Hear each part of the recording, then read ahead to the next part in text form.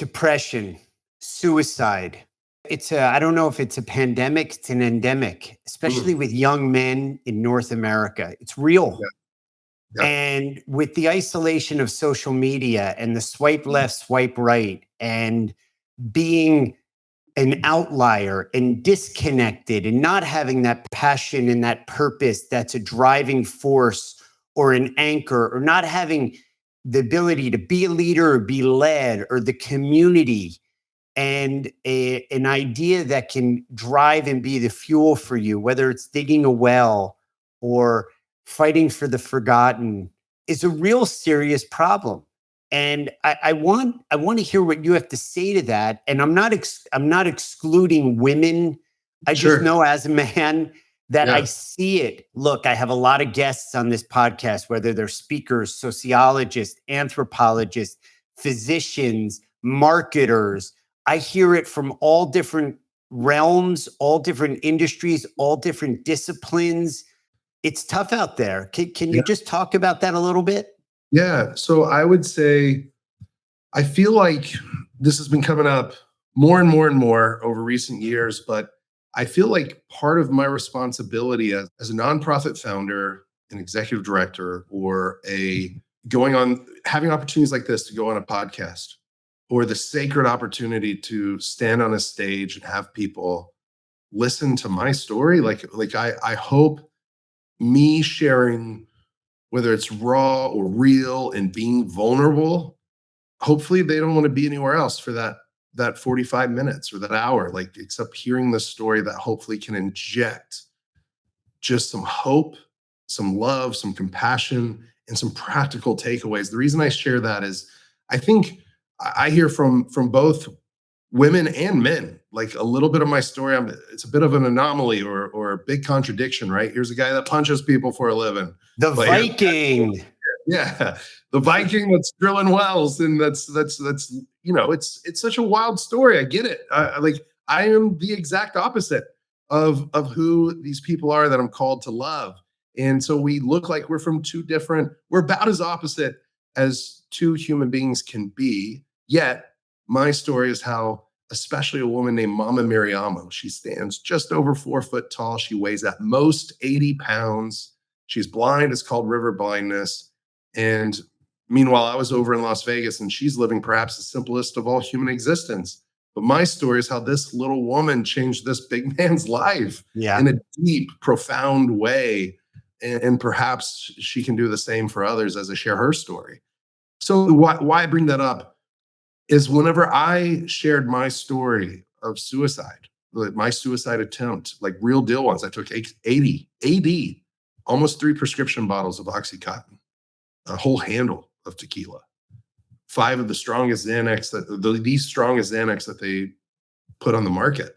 I was trying to go out. And when I shared this story with the Pygmy people, both the Mabuti and the Efe, they couldn't get their minds wrapped around it. Why would anyone do that?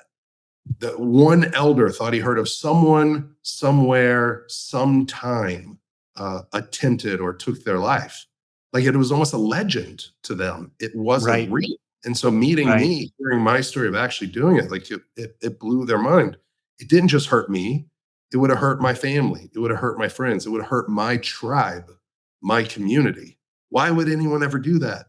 And so that was a huge light bulb moment to me. It's oh my gosh, this is, and not that it hasn't happened in history and everything else, it has, but for the most part, people that live in community, deep, connected community, they don't struggle with that.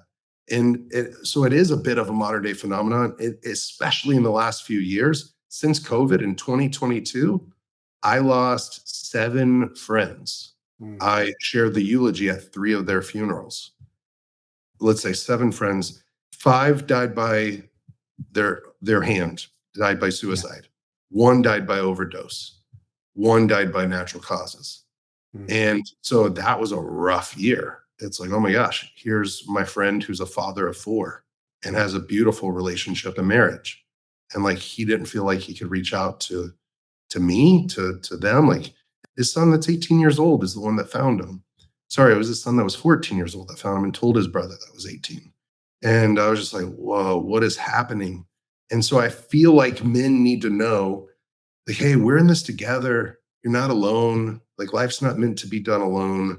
And like, you don't have to. I tried it. And I lost my whole identity was wrapped up in fighting and what I could do and how I could win and who I could beat up and how I could make a name for myself. And man, I found out it was empty. But man, when I started fighting for people and started allowing myself to open up, be raw, be real, be vulnerable, like my own story, not in a way that just purged it on people and was like verbally vomiting on them, like safe places and safe spaces. And also like allowing myself to find those right people that I could share with and being a safe space for them to share with me. And if I didn't have the resources, hopefully I knew the right direction for them to go or the right person or the right professional help. And that has really changed my life and changed my community of men where they know they can come over to the house at any time, get in the cold plunge, get in the sauna, us go on a hike, and then me give them a book or me point them to this person that helped me in a great way or this community. And so, yeah, I hope that my story and that men can start to really find men and women, right? But find your tribe, find your community, and find the things that feed your soul. We need it. And as you said at the top of our conversation, start somewhere. Yeah, And, anywhere. and look, it takes courage. It took courage. You're the Viking and you were beating up giants. And, it took courage for you to go in and acknowledge your addiction and face your demons. And the other side of it is you're better for it. The world is better for it. Your foundation, Fight for the Forgotten, is just doing incredible work. We're going to, in our show notes, we'll put all the relevant information about how to make a difference, how to contribute, how to plug into the opportunities there.